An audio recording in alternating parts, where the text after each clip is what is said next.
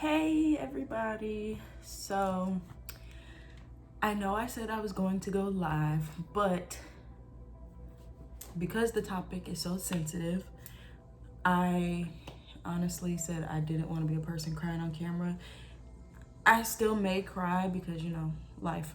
But being live just seemed like so much more pressure than just recording a video and answering the questions here and pretty much telling the story here. So I'm just gonna get into it because I don't want to be long. I do have some questions that some people asked me. I will answer those at the end once I pretty much tell the story of both of them, mainly my mom, but I will answer those questions towards the end. And if you all have any more questions, my DM is always open. You can even comment them and I'll respond there so other people can see them. Whatever you're comfortable with. I was even gonna put this on my YouTube channel, but it made no sense because I'm not going to keep up with posting videos on YouTube. So I just, whatever. We're making this video, we're gonna post it straight to IGTV and yeah. So first, I'm gonna start with my dad because that one was, let me add in, if you hear anything, it's because our dog is a little crazy, but yeah. So my dad is a little easier to talk about because I was so young when he died. I was 2. He died January 5th of 2000 from a homicide. So that is a little easier for me to talk about because 1, I was so young. 2, I don't really know all the details. I didn't really know him. Well, I knew him, but I don't remember him. So there are some things that are difficult to talk about in a sense as far as it goes with him, like my wedding day, not having him there to walk me down the aisle, just father-daughter dances, stuff like that. It's just things that make me wish that he was still alive. I am getting emotional already, so I already know once I get to my mom, it's not even gonna be, but whatever. So yeah, that is pretty much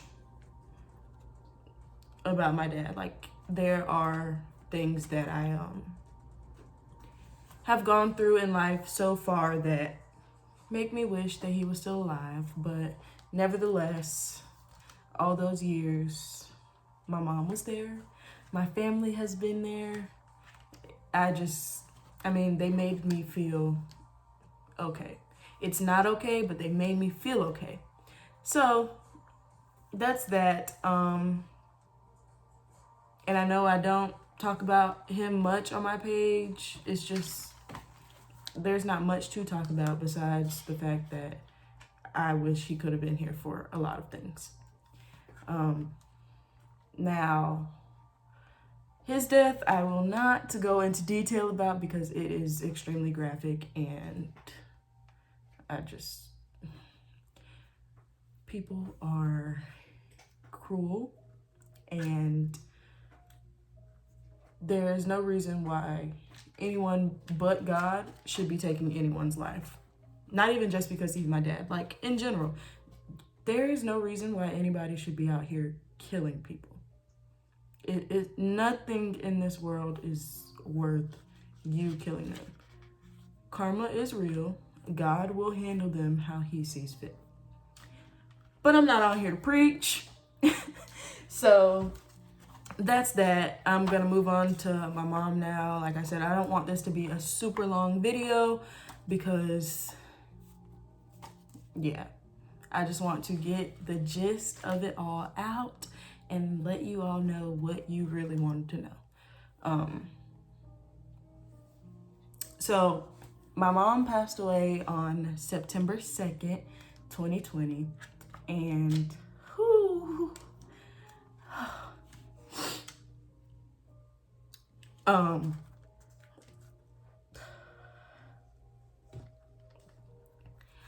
She passed away due to a broken ankle, pretty much. She had a blood clot in her that traveled to her lungs, and it killed her. It hurts. I mean, deaths hurt. But this one was just a little extra because it was so sudden. From my understanding, she was really healthy. She was working out, trying to lose weight, doing all that, and then that happened. I'm not going to take away from anybody else who's lost a parent, whether it was over time, they were slowly passing, or sudden like mine, but something about a sudden death just hits different. I don't expect anyone to understand unless they've been through it. So yeah, she passed from that, and is still a process. It's been 8 months now, and some days are good, some days are unexplainable. So with that, I can tell some of the story of the day that it happened, because there isn't much to tell as far as how she died. And I'm pretty sure everybody just really wants to know how I deal. But yeah, so I was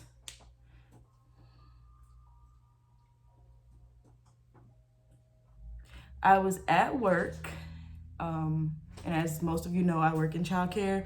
I was at work. I had to be to work at 6 o'clock. So I was at work for about 2 hours. And around this time, we were getting ready for snack. The kids were cleaning up so that we could sit at our tables, say thank you, and eat. And as they were cleaning up, my aunt calls, and so at this job, I don't work there anymore. That's another story for another day. But at this job, we weren't allowed to wear our smartwatches. We weren't allowed to have our phones on us. If anybody needed to contact us, they needed to contact the school. But everybody doesn't know the school's number. I mean, granted, you can look it up and call, but sometimes in an emergency, you're not thinking, I need to Google this school's phone number. So I always had my watch on, regardless of if we were supposed to do it or not. Y'all do a bunch of stuff at y'all job that y'all ain't supposed to do. So I always wore my watch, and my phone was always on me.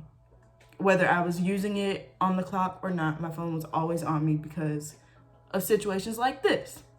So my aunt called me, and I could hear it in her voice that something was wrong. And she says, is there somewhere quiet you can go? And I was like, well, you're gonna have to call the school and ask them to transfer the call or whatever. And she says, okay, because, I told her I'm not supposed to be on my watch. I'm not even supposed to have the watch on. So just call the school, tell them that you need to talk to me. So she did. I go up front, I talk. I can still hear it in her voice that something's not right. And she pretty much just says, my mom was rushed to the hospital. It's not looking good. And all I did in that moment was cry. I didn't know what it was. I didn't know anything. I had just talked to my mom. She passed on a Wednesday. I had just talked to her that Monday. And I know a lot of y'all are like, oh, I talk to my mom every day. I talk to my dad every day. That's great. That's great for you. But sometimes life gets in the way, and you just don't have that time. So I had just talked to her that Monday. I didn't know what was going on. I just started crying. So then she was like, I asked her what hospital. She told me what hospital. She asked me, was I going to be okay to drive there by myself? And all I could think was, I don't have a choice. I'm not waiting for anybody to come and get me so that I can go to the hospital. One, my husband was at work. I think my grandmother was already at the hospital.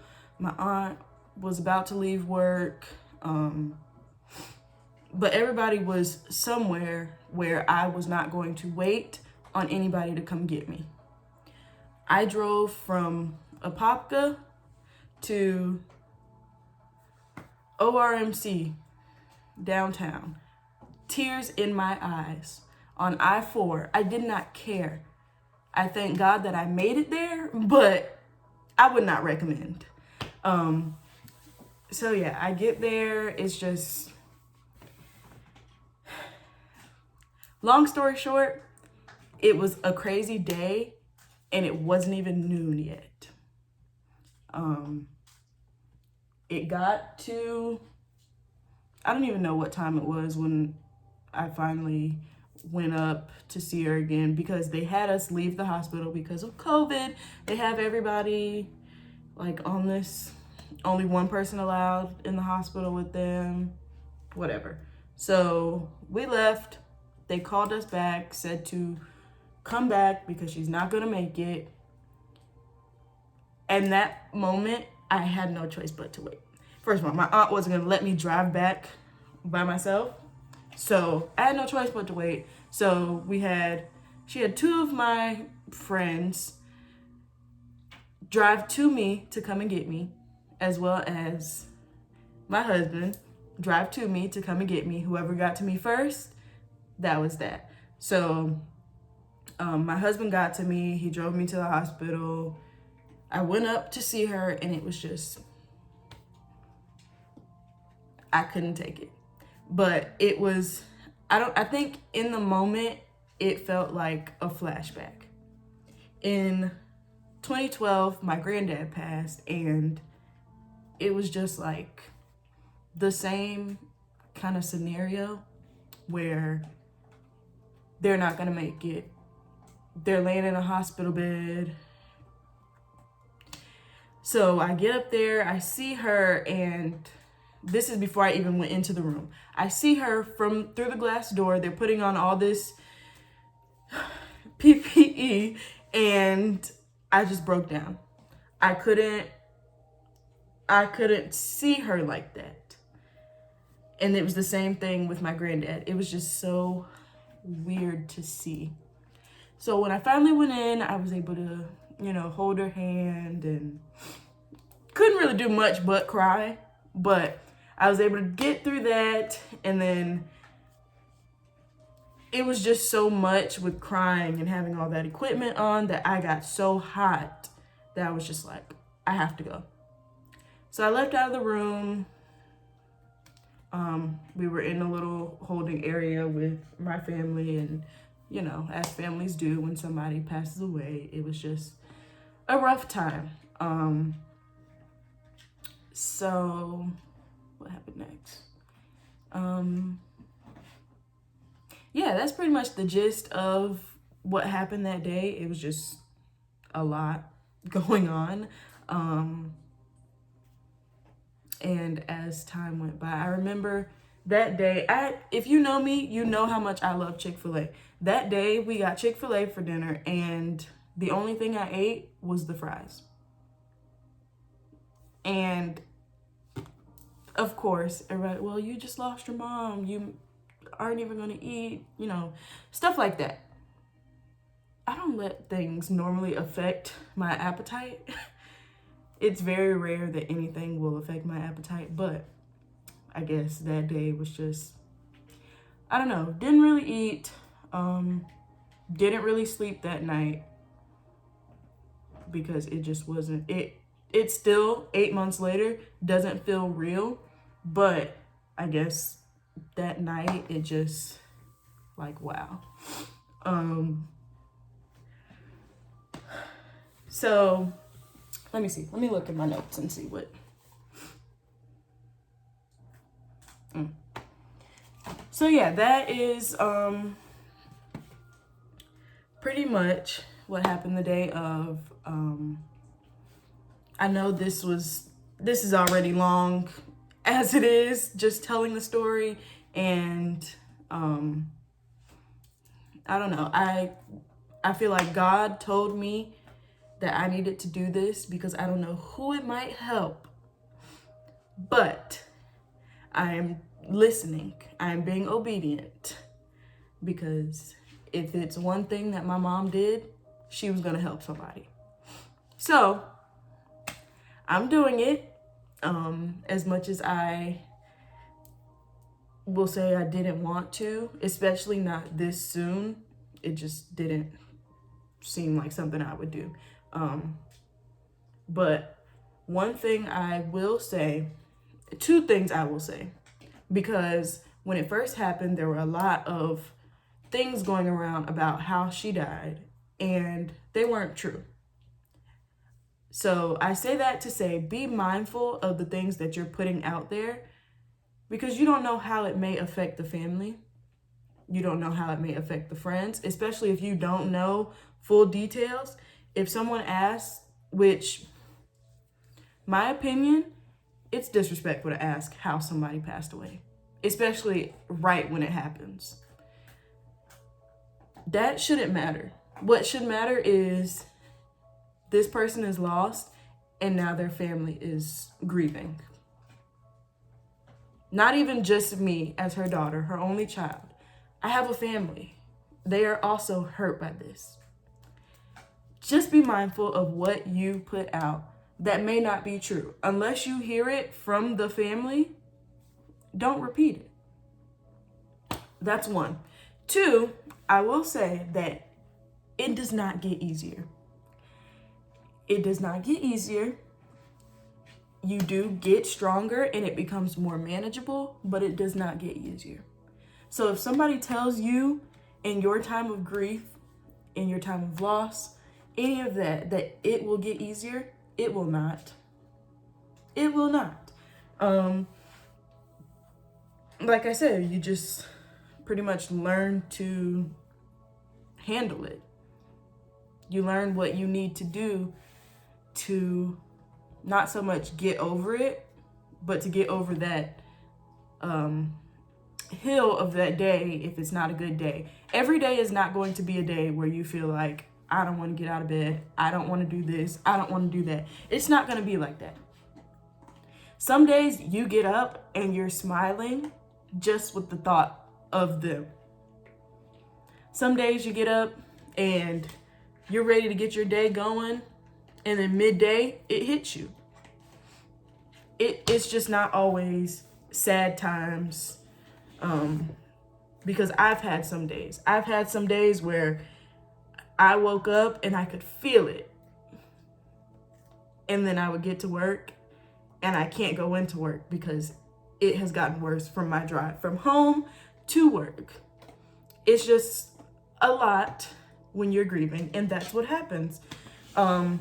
When you lose someone, when you're grieving over whatever it may be. I'm not going to tell you shouldn't be grieving because your dog died. I can't tell you that. If your dog is your loved one and you feel about them how you feel about your family members, then so be it. You're going to grieve over whatever it is that you want to grieve about. There's no other way to say that. And I also want to say, don't judge others for how they grieve. Just because you can get up every day and you can keep going every day without having a second thought about, man, they're really gone. Or I really lost this. I really lost that. That's you. If you can get, and not just speaking to y'all, speaking to myself too. If you can get on camera and talk about something without crying, if you're hurt and you need to cry, then you need to cry. That's just what it is. Stop judging people for how they grieve, because one day it could be you. So yeah, that's that. Let me just go ahead and get into these questions so that this video isn't too much longer than it already is. So yeah, let's see. Because I wrote them down.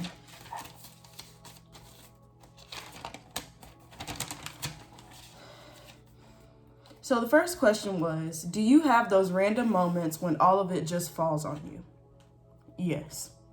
Like I said, some days I can get up, get ready for work. I feel like it's going to be a good day. And then 10, 20 minutes later, it's hit me.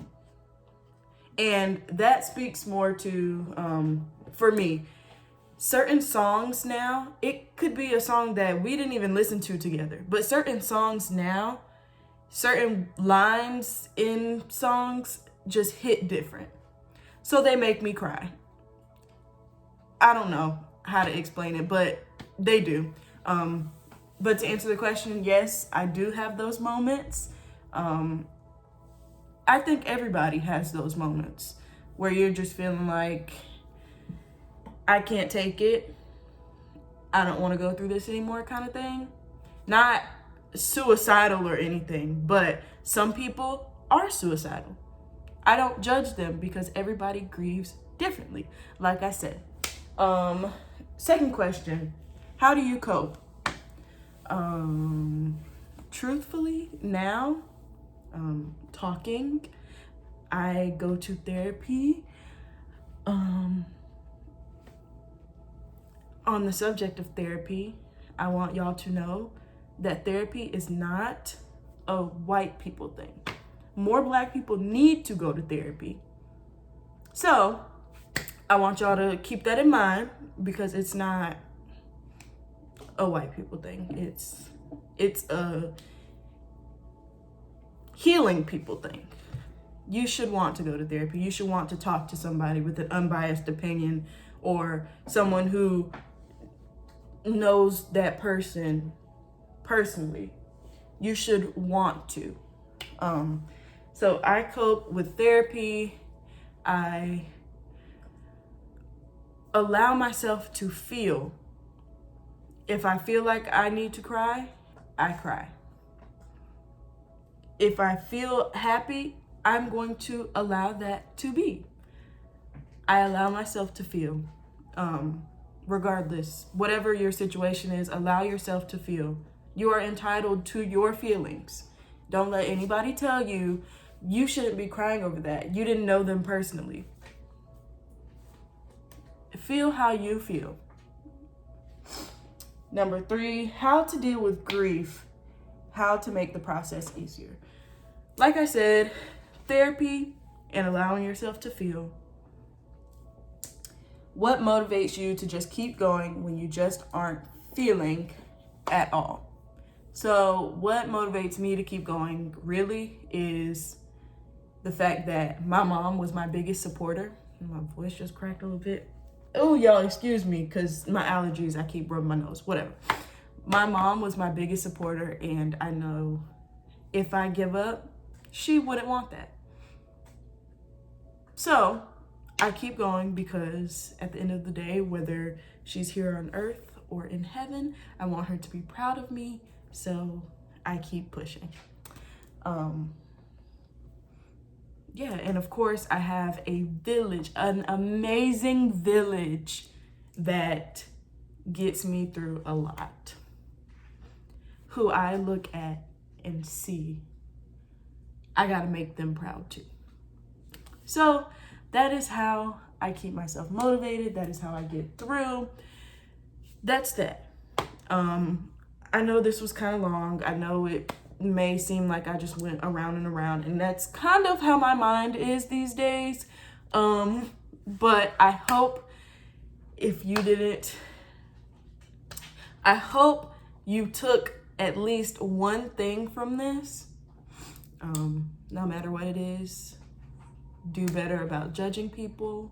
You don't know what they're going through, whether they admit to losing someone or going through something. You don't know what that person is going through. Be kind to everyone. And until next time.